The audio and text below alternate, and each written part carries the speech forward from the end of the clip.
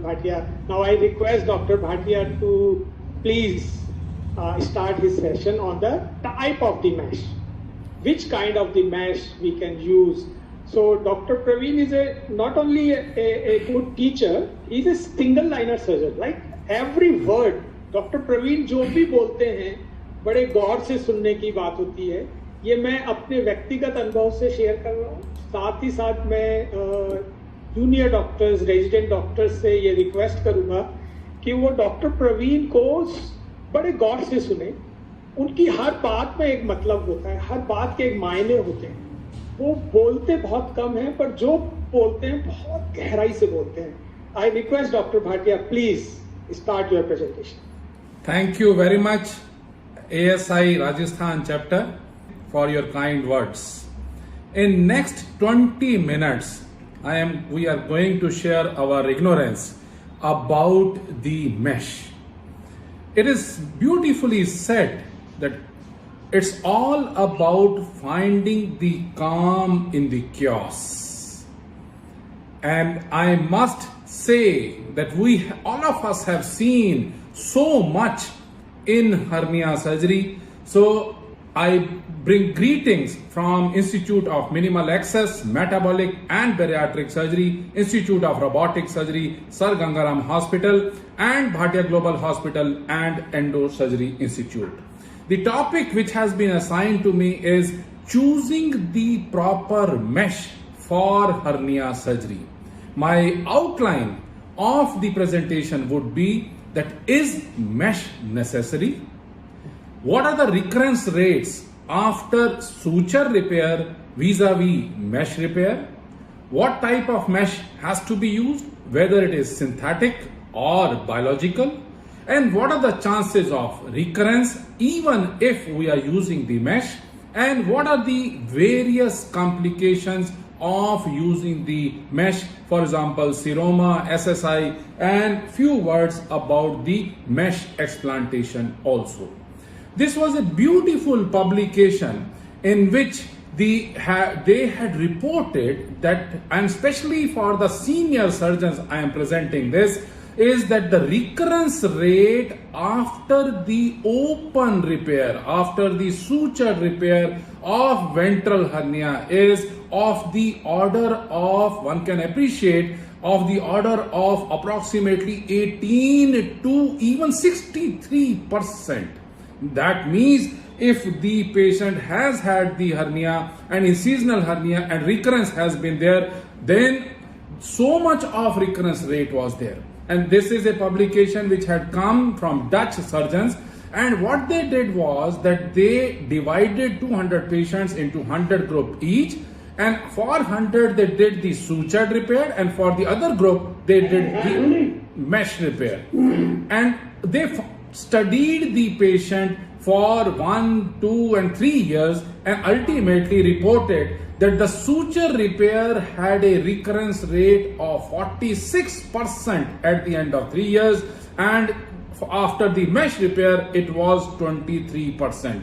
And they continued to have the data about these patients, and it is a beautiful study which they had reported later on after 10 years, that is long-term follow-up data of RCT of suture versus mesh repair. And then they realized that ultimately the recurrence rate after mesh repair after 10 years of cumulative data raises to 32%, and whereas suture repair had gone up to from 46% to 63%. So what I mean to say, for those surgeons who do not believe in mesh, please, mesh is a must.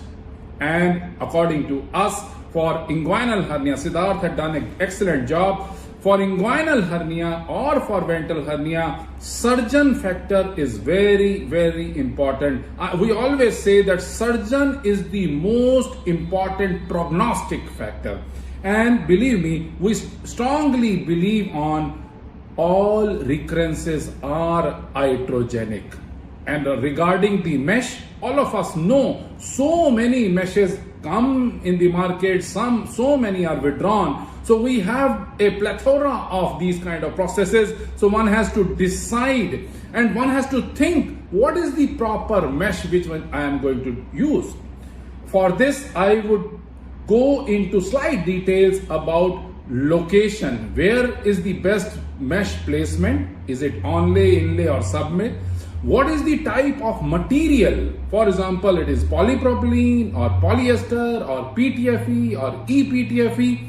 And then the quality of the mesh is also important. Please, for younger colleagues, I am mentioning, please do not get swayed away with the industry.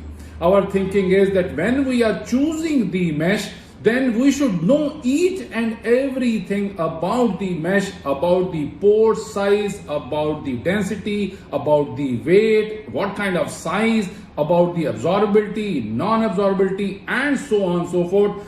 But especially in our context, it is very, very important to know whether the mesh has been properly sterilized or not. It has been ETO'd or it has been only autoclaved.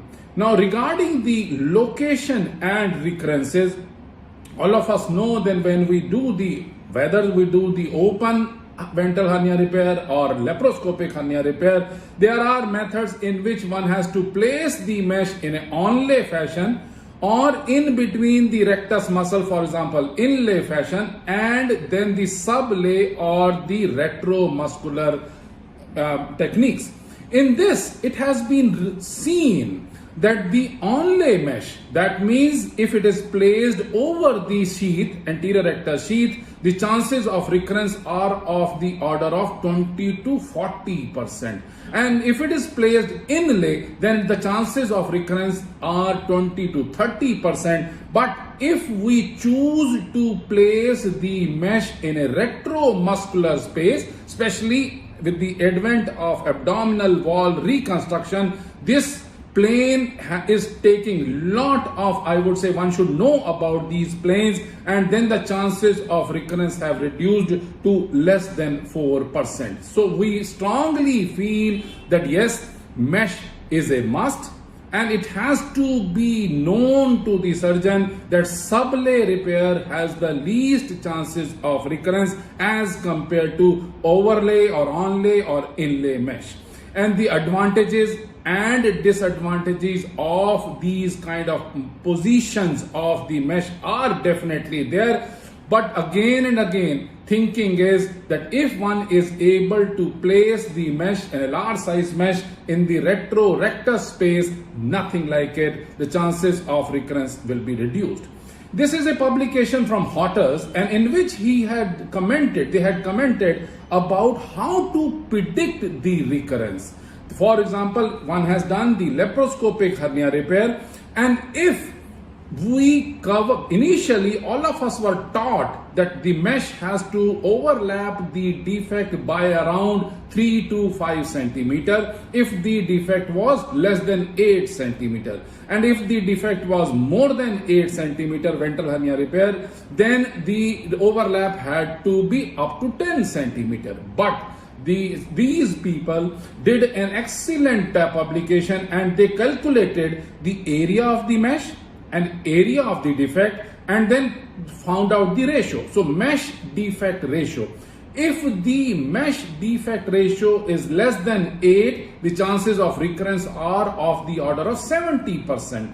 And if the mesh defect ratio is more than 16, then the chances of recurrence are coming down to duck. And I think this is very, very important, that the good overlap of the defect has to be there.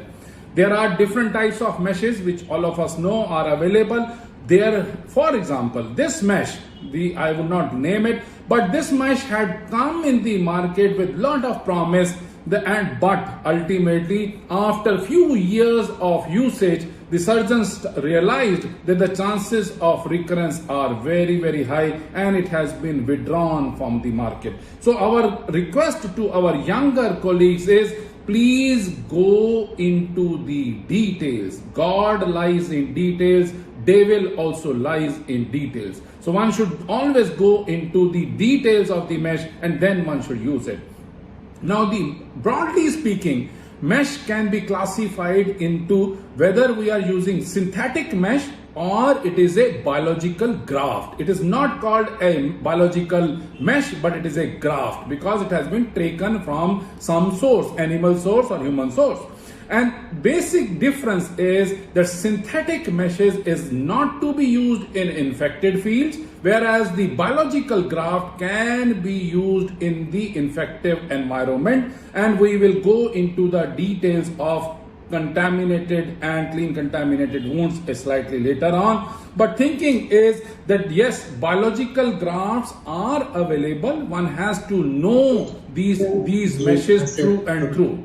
Now, what is the DNA of the mesh? For example, as I mentioned that these are the plastic materials, and DNA of synthetic materials is, that means primarily it is made up of either polypropylene or polyester or ePTFE or PTFE. E is expanded PTFE, that is polytetrafluoroethylene.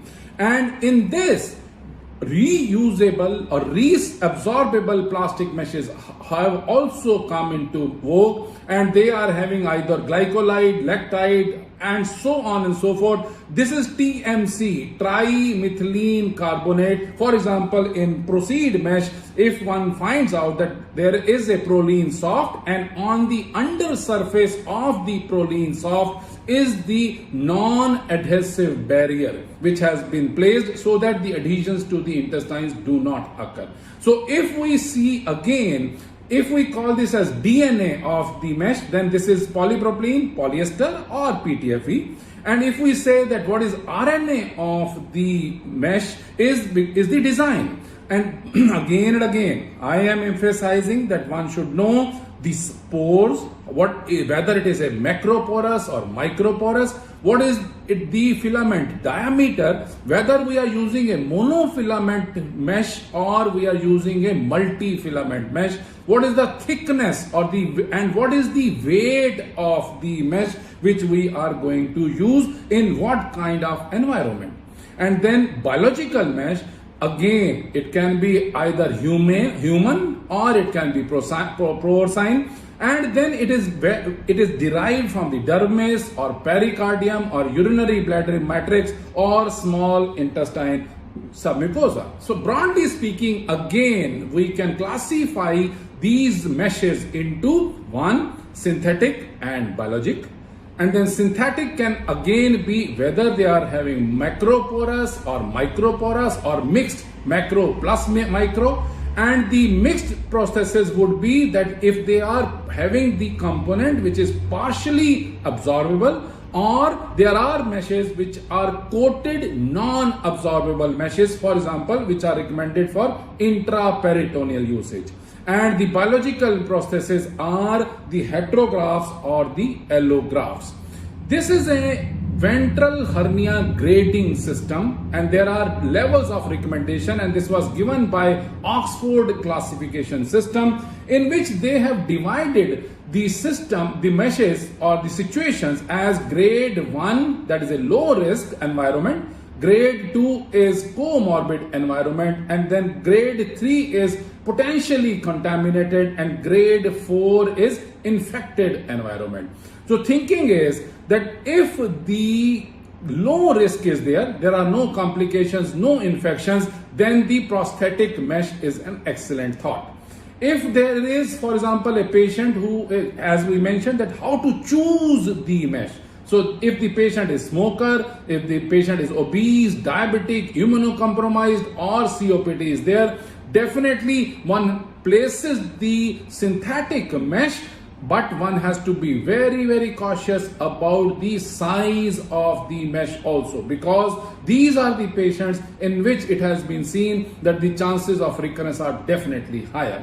And then if the environment is, for example, potentially contaminated, and contaminated wound means there is a sinus, abdominal wall sinus, or if one is tackling the parastomal hernias, Or if, for example, one is doing maybe bariatric surgery, we don't recommend it the hernia repair with the bariatric surgery, but there are surgeons who do the bariatric surgery as well as the ventral hernia repair. For that, one must consider the biological mesh at that time. And if it is an infected environment, then there is no point in placing a synthetic mesh. One should always choose the biological mesh so that the chances of complications are reduced.